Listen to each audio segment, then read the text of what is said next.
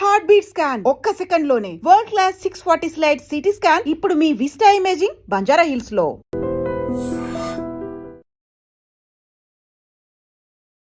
Hi, welcome to iDream. Ramayanam భారతీయుల ఇతిహాసం. ఎన్నిసార్లు చూసినా ఎన్నిసార్లు విన్నా తనివి తీరని ఒక అద్భుత కావ్యం. అయితే ఇప్పుడు ఇండియన్ సినిమా మొత్తం కూడా ఈ రామాయణం చుట్టూ తిరుగుతుంది. ఇండియాస్ బిగ్గెస్ట్ ప్రాజెక్ట్స్ అని చెప్పే రామాయణ కానీ ఇటు వారణాసి కానీ ఈ రెండు సినిమాలు కూడా రామాయణం బ్యాక్డ్రాప్లోనే తెరకెక్కుతున్నాయి. ఒక్కసారిగా ఇప్పుడు ఇండియన్ సినిమా అంతా రామాయణం చుట్టూ ఎందుకు తిరుగుతుంది? సో ఈ సినిమాల బడ్జెట్ చూసుకున్నా సరే 4,000 కోట్ల రూపాయల బడ్జెట్, రామాయణ బడ్జెట్. సో ఇప్పటిదాకా ఎవరు ఊహించడానికి కూడా సాహసించినటువంటి నెంబర్స్ అవి. ఎందుకు రామాయణం మీదే ఇంత ఫోకస్ చేస్తున్నారు? సో ఈ రెండు సినిమాలు ఎలా ఉండబోతున్నాయి, ఈ రెండు సినిమాల నెంబర్స్ ఏ రేంజ్లో ఉండబోతున్నాయి, ఇలాంటివన్నీ మనకి తెలియజేయడానికి దర్శక నిర్మాత భరద్వాజ్ గారు మనతో పాటు స్టూడియోలో ఉన్నారు. తమ్మిరెడ్డి భరద్వాజ్ గారు, వారిని అడిగి ఈ విశేషాలు తెలుసుకుందాం. హాయ్ సార్, నమస్తే సార్. యాక్చువల్గా ఇప్పుడు బాలీవుడ్లో చూసుకున్న రామాయణ కానీ ఇక్కడ మన సైడ్ చూసుకున్న వారణాసి కానీ రెండు సినిమాలు రామాయణం బ్యాక్డ్రాప్లోనే తెరకెక్కిపోతున్నాయి. రెండు India's biggest projects. So Ramayanam మీద సడన్గా ఎందుకు ఇంత ఫోకస్ చేస్తుంది సినిమా ఇండస్ట్రీ? సడన్గా ఏముంది, అసలు రామాయణం లేకుండా సినిమాలు జరగవు. సినిమా ఇండస్ట్రీ పుట్టిన కాడి నుంచి ఏ భాషలో అయినా తెలుసో తెలియకో రామాయణం కథ లేకుండా సినిమాలు జరగవు, ఉండవు. ఇక్కడ ఏంటంటే ఇప్పుడు ఈ మధ్యకాలం అంతకుముందు 2 years బ్యాక్ అనుకుంటా ప్రభాస్ గారిని పెట్టి అవును ఆదిపురుష్ అని ఒక సినిమా తీశారు. రామాయణం ఆల్మోస్ట్ కదా రామాయణమే తీశారు వాళ్ళు. ఆల్మోస్ట్ మళ్ళీ కాదన్నారు కదా, రామాయణం కాదన్నారు. ముందు రామాయణం అన్నారు, తర్వాత కాదన్నారు. సో అందుకని ఆల్మోస్ట్ అన్నా. సో ఇప్పుడు మళ్ళీ దీన్ని చేస్తున్నారు ఆయన, అక్కడ నితీష్ తివారీ గారు చేస్తున్నారు.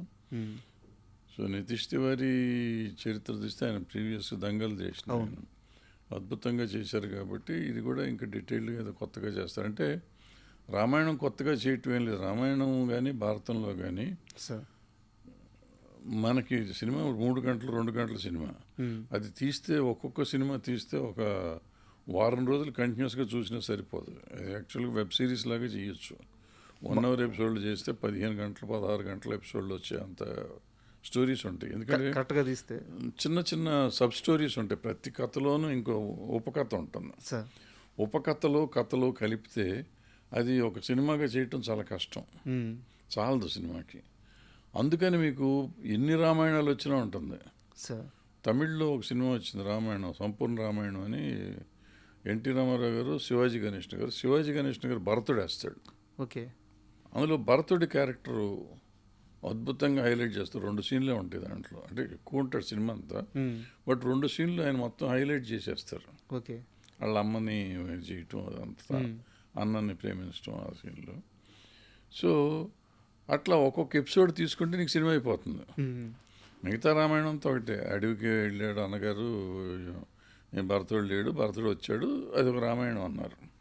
బట్ భరతుడి క్యారెక్టరైజేషన్ మీద ఒక బ్యాక్ స్టోరీ ఉంటుంది కాబట్టి అది చూపిస్తే దాని మీద నీకు సినిమా వెళ్ళిపోయింది. ఇది ఉంటుంది, అడవికి వెళ్ళారు, ఆయన వచ్చాడు, ఆయన వచ్చిన మొత్తం భరతుడి మీద కథ వెళ్తుంది, రామాయణం మళ్ళీ ఫినిష్ అయిపోతుంది. ఎందుకంటే బేసిక్గా తమిళ సినిమా కాబట్టి, తమిళ్లో ఎన్టీ రామారావు గారు రాముడుగా ఉండాలి కాబట్టి రామారావు గారు రాముడు, సీత పద్మిని, ఈయన భరతుడు. సో అలా చేసుకొచ్చారు. మళ్ళీ రామాయణం వస్తే మిగతా వస్తే మన లవకుశ కూడా రామాయణమే. రామాయణంలో వస్తే వాళ్ళు లవకుశుల కథ తీసుకొని ఆయన బయటికి వెళ్ళింది అవన్నీ తీసి ఆ చిన్న బిట్టు తీసి. సో మొత్తం తీయాలా కొంచెం తీయాలా అంటే రకరకాలుగా ఉంటుంది. సీతా కళ్యాణం తీశారు, సీత కళ్యాణం పార్ట్ వరకు తీశారు. ఎన్నో చెప్పుకుంటూ పోతే సీతారామ కళ్యాణం తీశారు, అది రావణాసురుడి కథ వరకు ఆయన కళ్యాణం, శ్రీరాముడి కళ్యాణం వరకు తీశారు. అందులో రావణాసురుడిని హైలైట్ చేశారు. ఇట్లా చెప్పుకుంటూ పోతే ఎన్నైనా చేయొచ్చు. సో ఎన్ని 100 సినిమాలైనా తీయచ్చు రామాయణంతో, అన్ని రామాయణాలే అవుతాయి. సో రామాయణం కూడా 100 రకాల రామాయణం ఉంది. తూర్పు రామాయణం, ఈ పశ్చిమ రామాయణం, మామూలు రామాయణం, వాల్మీకి రామాయణం, ఇంకో రామాయణం, నేను రాసిన రామాయణం, మీరు రాసిన రామాయణం అని ఈ టైప్లో అన్నీ 100 ఉన్నాయి. రామాయణానికి కొంచెం చిన్న మార్పులు ఉంటాయి. సో ఎవరైనా ఏదైనా తీసుకోవచ్చు. ఇది ఫస్ట్ పాయింట్. అందుకని నెంబర్ ఆఫ్ సినిమాలు వస్తాయి. ఇప్పుడు మళ్ళీ రామాయణం ఎందుకు ఇన్నిసార్లు వచ్చినాక సార్. అంటే గతంలో మనం ఏ గ్రాఫిక్స్ ఏమీ లేని రోజుల్లో సినిమాలు తీశారు అప్పుడు. ఇప్పుడు టోటల్ గ్రాఫిక్స్ వచ్చినాయి, విజువల్ వండర్ చేయొచ్చు. ఇప్పుడు సౌండ్లో కానీ విజువల్లో కానీ చాలా టెక్నాలజీ పెరిగిపోయింది. సార్. సో కొత్త ఎక్స్పీరియన్స్ ఇస్తానికి ప్రయత్నం చేయొచ్చు. కొత్త ఎక్స్పీరియన్స్కి ప్రయత్నం చేస్తే తెలిసిన కథే, కొత్త ఎక్స్పీరియన్స్కి ప్రయత్నం చేస్తే విజువల్గా ఎంతైనా వెళ్ళిపోవచ్చు. విజువల్స్ సౌండ్స్ మీద ఎంతైనా చేయొచ్చు. తెలిసిన కథను విజువల్లో అద్భుతం చేస్తే పిచ్చి నోరు తెరిచి చూసేస్తారు కదా. మీరు ఎంత ఎగ్జాక్ట్గా చెప్పారంటే సార్, 2 days బ్యాక్ ఢిల్లీలో మన తెలుగు మీడియాని తీసుకెళ్ళి రామాయణ ట్రైలర్ చూపించారు. ఇంకా యూట్యూబ్లో రిలీజ్ అవ్వలేదు, మేము చూసాం, ట్రైలర్ చూసాము. మీరు చెప్పిందే అక్కడ ఉంది. అంటే రామాయణ కథ అందరికీ తెలుసు, బట్ టెక్నాలజీని వాడుకొని విజువల్ వండర్గా ఆ గ్రాండియర్తో ఎలా చూపిస్తున్నారు అనేది ఆ 3D వర్షన్లో చూస్తుంటే షార్ట్స్ అదిరిపోయినాయి సార్. అసలు ఆ రామాయణాన్ని అందుకు చూడాలి కదా అనిపించింది. అందుకే వాళ్ళు నాకు తెలిసి బడ్జెట్ విషయంలో కూడా సార్ 4,000 కోట్ల రూపాయల బడ్జెట్ అది. ఇది రిస్కే కదా యాక్చువల్గా. రిస్కే ఏమంటుంది, ఇప్పుడు రామాయణానికి యూనివర్సల్ అప్పీల్ ఉంది.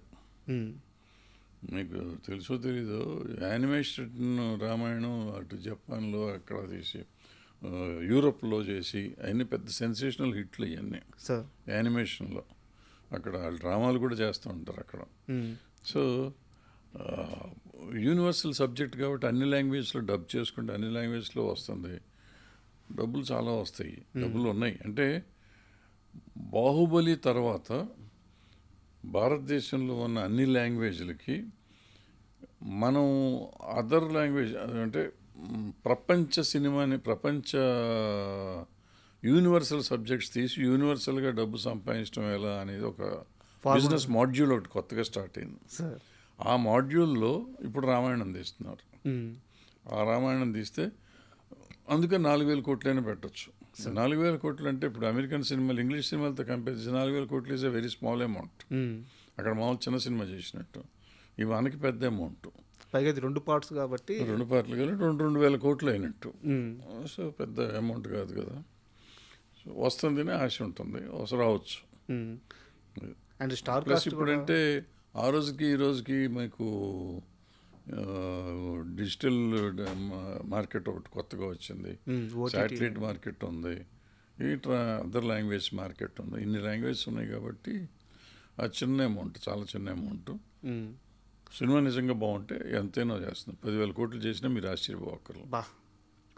అయితే ఇదే సమయంలో ఇటువైపు మనకి వారణాసి కూడా సేమ్ రామాయణ బ్యాక్డ్రాప్లోనే తెరకెక్కుతుంది. అయితే పూర్తిగా రామాయణం కాకపోయినా రామాయణకు సంబంధించిన ఎపిసోడ్స్ మాత్రం చాలా గ్రాండియర్లో ఉండబోతున్నాయి అనమాట. సో ఇది నితీష్ తివారీ వర్సెస్ రాజమౌళి అనుకోవచ్చా, లేదంటే అలా చూడకుండా రెండు ఒక మంచి ప్రయత్నాలుగా చూసుకోవచ్చు? ఎందుకు నితీష్ తివారీకి రాజమౌళికి సంబంధం ఉంది. ఆయన గొడవ అయింది, ఈయన గొడవ అయింది. సో రాజమౌళి గారు ఎప్పుడు ఆయన గ్రాండ్గా తీస్తానికి ఆయన ప్రయత్నం చేస్తూ ఉంటారు. ప్లస్ ఈ సోషల్ సినిమాలో మధ్యలో ఒక ఎపిసోడ్ తీస్తున్నాడు ఆయన, ఓ రామాయణం ఎపిసోడ్ మధ్యలో ఒక ఎపిసోడ్ తీస్తున్నారు. సో ఈ ఐమాక్స్ ఫార్మాట్లో మనకి ప్రజెంట్ చేయబోతున్నారు ఆయన. ఐమాక్స్ ఫార్మాట్ అంటే ఆటోమేటిక్గా నీకు పెద్దగా ప్రమాణంగా ఉంటుంది కాబట్టి, సో విజువల్ ఎక్స్పీరియన్స్ ఇది కూడా బాగుంటుంది కాబట్టి చూడాలి. వారణాసి కమర్షియల్ నెంబర్స్ మీద మీ ఎక్స్పెక్టేషన్స్ ఎలా ఉన్నాయి సార్? సార్ అసలు నెంబర్స్ వస్తాయి అని భారతదేశానికి ఇండియాలో చెప్పింది రాజమౌళి. సార్ ఇప్పుడు మళ్ళీ కొత్త ఎక్స్పెరిమెంట్ చేస్తున్నాడు. సో అది కాదు నెంబర్, ఇంకా నెంబర్ ఉంది అని చెప్పడానికి వారణాసి తీస్తున్నాడు ఆయన. సో ఆ రోజున 100 కోట్లు తీసినప్పుడు ఈ పిచ్చోడు తీస్తున్నాడు అనుకున్నా నేను. ఆ రెండో పార్ట్ 600 కోట్లు పెట్టినప్పుడు ఇంకో పిచ్చోడు అనుకున్నా. మళ్ళీ 1000 కోట్లు పెట్టి RRR తీసినప్పుడు 900 కోట్లు పెట్టి తీసినప్పుడు మళ్ళీ పిచ్చోడు అనుకున్నా. But he never proved wrong. ఆయన ఎప్పుడు ఆయనే కరెక్ట్, మనమే తప్పు. అంటే మనకి ఇంత డబ్బులే ఎక్కడి నుంచి వస్తాయి అనుకోండి, వస్తాయి, మీరు నమ్మండి, సినిమాని నమ్మండి, మనం తీసే విధానాన్ని నమ్మండి అని ఆయన చెప్పాడు. చెప్పి ఆయన ప్రూవ్ చేసుకున్నాడు. సో ఇప్పుడు రాజమౌళి శీలాన్ని శంకించాల్సిన సమయం కాదు, అవసరం లేదు. మనం ఆ శీలాన్ని శంకిస్తంలో చాలా చిన్నవాళ్ళం అయిపోతాం. సో ఆయన ఈసారి 10,000 కోట్లకి వేసాడేమో టార్గెట్, మనకి తెలియదు కదా. 10,000 కోట్లు ఇప్పుడు అందరికి 10,000 కోట్లు చేయాలి. నా ఉద్దేశంలో నేను మీకు తెలిస్తే కల్కి అప్పుడు నేను ఎక్స్పెక్ట్ చేసి 5,000 కోట్లన్నా చేస్తుంది, 5,000 నుంచి 10,000కి వెళ్ళాలి. అంటే మనం టాప్ 10 వరల్డ్ సినిమాలో టాప్ 10లోకి రావాలి. ఈ 1,000 కోట్లు 2,000 కోట్లు ఎక్కడో ఉంటాయి ఇవన్నీ, వాళ్ళ డాలర్స్ లెక్కలో కన్వర్ట్ చేస్తాం. సో 10,000 కోట్లు చేస్తే వాళ్ళతో పాటు మనం వెళ్తాం, 1, 2లోకి వెళ్ళిపోతాం. వెళ్ళగలిగే శక్తి ఉంది అనేది రాజమౌళి గారు చూపించాడు. సో ఆ శక్తికి సరిపడా పుష్ చేయాలి. సో రాజమౌళి గారు ఆయన శక్తి ఆయన చేస్తున్నాడు, ఇప్పుడు నితీష్ ఆయన కూడా చేస్తున్నారు. ఇంకెంతమంది చేస్తారో చూద్దాం. అయితే ఇక్కడ నా దగ్గర 2 చిన్న రాజమౌళి గారి ప్లానింగ్కి సంబంధించిన ఒక 2 చిన్న టాపిక్స్ ఉన్నాయి సార్, వాటి గురించి మాట్లాడుకుందాం. RRR సినిమా రిలీజ్ అయిపోయిన తర్వాత మనకి అకాడమిక్ అవార్డు వచ్చే ఈ ప్రాసెస్లో ఆయన ఆ RRR సినిమాని ఇంటర్నేషనల్ లెవెల్కి తీసుకెళ్ళిన విధానం, ఆ మార్కెటింగ్ కానీ ఆ స్ట్రాటజీ కానీ నాకు ఓన్లీ RRR వరకే పరిమితం అవుతుంది అనిపించట్లేదు సార్. అది ఈ వారణాసి కోసం ఆయన దాన్ని ఒక స్టెప్గా వాడుకున్నట్టు అనిపించింది. అవును, కరెక్ట్. అది జేమ్స్ కెమెరాన్ కానీ కలవడం కానీ అలాంటి వాళ్ళ చేత ప్రమోట్ చేయించడం కానీ, మీరు చెప్పి నిజంగా నాకు కూడా ఈ విషయంలో ఆశ్చర్యం ఏమి ఉండట్లేదు సార్. మీరు చెప్పినట్టు 10,000 కోట్లు అంటే ఆయన విజన్ ఆ రేంజ్లోనే ఉంది. అవును, ఆయన విజను RRRకి ఆయన ట్రై చేసిన విధానం, ఆయన ప్రమోట్ చేసిన విధానం, అక్కడ సార్ ఆస్కార్ టైంలో ప్రజెంట్ చేసిన విధానం, ఆయన ఈ వారణాసికి బేస్ చేశాడు. అక్కడ ఆస్కార్ అవార్డు వస్తుందో రాదో దేవుడికి, కానీ టోటల్గా హాలీవుడ్లో మనకు ఒక బేస్ తయారు చేశాడు సార్. చేసి వాళ్ళు మాట్లాడుకునేటట్టు చేశాడు, మన గురించి మాట్లాడేటట్టు చేశాడు. సో ఆ దారి తీసుకొచ్చేసాడు ఆయన. తీసుకొచ్చినాక ఆ దారిలోనే ఇప్పుడు ఇది కూడా చేయాలని, ఇది కూడా రిలీజ్లు హాలీవుడ్ కంపెనీలతో చేయాలని అనుకుంటున్నట్టున్నారు. సంథింగ్ ఏదో చేస్తాడు ఆయన. సో ఆయనకంటే మార్కెటింగ్లో కొట్టేవాడు ప్రపంచంలోనే ఎవడు లేడు. అండ్ సెకండ్ థింగ్ సార్, ఇది పూర్తిగా ఒక తెలుగువాడి స్వార్థంతోనే మాట్లాడుతున్నాను, తెలుగువాడన్న స్వార్థంతోనే మాట్లాడుతున్నాను. రాజమౌళి గారు మీరే చెప్పారు ఆయన మించిన వాళ్ళు లేరని చెప్పేసి. బట్ ఆయన ఎంత ఎదిగినా సరే మళ్ళీ నెక్స్ట్ సినిమాకి ఇంకో తెలుగు హీరోనే పట్టుకొని పోతున్నాడు. ఇప్పుడు బాహుబలి తర్వాత ఆయన తలుచుకుంటే ఆ రోజు అమీర్ ఖాను, సల్మాన్ ఖాను, షారూక్ ఖాను ఎవరైనా డేట్స్ ఇస్తారు. మళ్ళీ వచ్చి జూనియర్ ఎన్టీఆర్ గారు రామ్ చరణ్ గారితోనే సినిమా చేశారు. RRR ఇంటర్నేషనల్ లెవెల్లో అంత ఇదైన తర్వాత మళ్ళీ వచ్చి మహేష్ బాబు గారితో సినిమా. ఒక్కో హీరోని ఆయన వేరే రేంజ్కి తీసుకెళ్తున్నారు. ఈ ప్లానింగ్ అంతా మహాభారతం కోసమేనా? అదేం కాదు, మహాభారతం చేస్తాడు నాకు తెలియదు. కానీ ఇప్పుడు షారుఖ్ ఖాన్లు, ఊరుఖ్ ఖాన్లు వీళ్ళు 100 కోట్లు చేయలే. మన ప్రభాస్ అయితే వెళ్ళాడు 200 కోట్లు 100 కోట్లు అన్నీ మనమే చూస్తున్నాం ఇప్పుడు అమౌంట్లు. వాళ్ళు హిందీ వాళ్ళు మనకంటే ఇప్పుడు తక్కువైపోయారు. ఇప్పుడు షారుఖ్ ఖాన్ దగ్గరికి వెళ్ళాలి, అమీర్ ఖాన్ దగ్గరికి వెళ్ళాల్సిన అవసరం లేదు, కానీ అంత అమౌంట్లు మన దగ్గర తీసుకుంటున్నారు కాబట్టి. ఆల్రెడీ ఆఫ్టర్ ఏదైనా బాహుబలి ముందు బాహుబలి తర్వాత చాలా తేడా వచ్చింది. బాహుబలి ముందు హిందీ ఇండస్ట్రీ మనకంటే 10 ఇంతలు తేడా ఉండేది. ఇవాళ బాహుబలి తర్వాత సినిమా ఇండస్ట్రీ, హిందీ ఇండస్ట్రీ మనకంటే తక్కువ ఉంది యాక్చువల్గా. అంటే తక్కువలోనే ఉంది. అయితే ఇక్కడ ఒక సీరియస్ క్వశ్చన్ ఏంటంటే, బాలీవుడ్కి సంబంధించిన రామాయణ మూవీని ఇప్పుడు మీరన్నమాటే, సో ఒకప్పుడు టాలీవుడ్ పరిస్థితి వేరు, ఇప్పుడు వాళ్ళ డామినేషన్ స్టార్ట్ అయింది కాబట్టి వీటన్నిటిని పటాపంచలు చేసే రేంజ్లో కూడా మన కలెక్షన్ ఉండాలి, మన స్థాయి చూపించాలి, హాలీవుడ్తో కాంపిటేటివ్ ఫీల్ అవ్వాలన్న ఉద్దేశంతోనే నమిత్ మల్హోత్రా గారు. హాలీవుడ్లో కాదు, వాళ్ళు మీరు సరిగ్గా గట్టిగా అబ్జర్వ్ చేయండి. అవుతున్నారు యశ్ని తీసుకొచ్చి రావణాసురుని చేశారు. అవును, సాయి పల్లవిని సీతం చేశారు. వాళ్ళు మామూలుగా మన వాళ్ళని అసలు ఈ చచ్చిన వేయరు. ఎందుకు వేసారు? సౌత్ ప్లాన్ చేస్తున్నారు వాళ్ళు. సౌత్ మార్కెట్ మీద ప్లానింగ్ ఏది 100%. సార్ ప్లాన్ చేసి ముందు ఆటోమేటిక్గా ప్రపంచం అంతా వస్తుంది. బట్ మన సౌత్ ఇండియన్ ఆర్టిస్టులను పెట్టుకుంటే ముందు దాని క్రేజ్ మన దగ్గర కూడా ఉంటుంది. ఎందుకంటే తెలుగులో కానీ తమిళ్లో కానీ వాళ్ళ డబ్బులు విపరీతంగా వస్తున్నాయి. ఇప్పుడు యష్ చేసిన KGFలో 1000 కోట్లు టచ్ చేసింది. సో అట్లాగే సాయి పల్లవి ఉంటే మొత్తం ఈ 3 రాష్ట్రాలు, 4 రాష్ట్రాలు, సౌత్ అంతా అమ్మాయికి మంచి క్రేజ్ ఉంది, యష్ క్రేజ్ ఉంది. సో ఒట్టి రణ్వీర్ కపూర్ ఉండి వేరే వాళ్ళని పెడితే సౌత్లో ఆ సినిమా పట్టించుకోరు ఎవరు. వస్తుంది వెళ్తుంది, వచ్చిన 10 కోట్లు 20 కోట్లు 50 కోట్ల దగ్గర ఆగిపోతుంది. ఇప్పుడు సౌత్లోనే 400 కోట్లు చేయొచ్చు, 500 కోట్లు చేయొచ్చు. ఆ రేంజ్కి ఆలోచన వాళ్ళది, ఆలోచనలో ఉండి ఎవళ్ళకాళ్ళు మార్కెటింగ్ స్ట్రాటజీ వాళ్ళ రకరకాలుగా చేస్తారండి.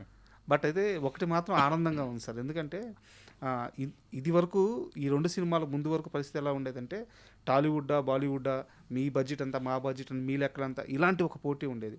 ఇప్పుడు అలా కాకుండా అది ఇండియన్ సినిమా అయిపోయింది. ఇండియన్ సినిమా ఇప్పుడు హాలీవుడ్తో పోటీ పడాలి అన్న ఒక ఆలోచన కానీ ఆ పోటీ కానీ చాలా బ్యూటీగా అనిపిస్తుంది. అది అద్భుతం. ఈ 2 సినిమాల్లో అంటే నేను కాంపిటేటివ్గా చెప్పట్లేదు, చాలా ఆనందంతోనే అంటున్నాను. 2 సినిమాల మధ్య పోటీ అయితే మీరు ఏ సినిమా కొట్టేస్తారు? పోటీ ఏముంటుందండి, ఏ సినిమాకి ఆ సినిమానే. ఇప్పుడు 2 సినిమాలు పెద్ద సినిమాలు డెఫినెట్గా 2 చూస్తాం. 2 చూస్తారు. దానికి పోటీ అంటే అది చూడతాం ఇది చూడడం అనేది పోటీ అట్టయం కాదు. అట్లా ఉండదు, 2 చూస్తాం.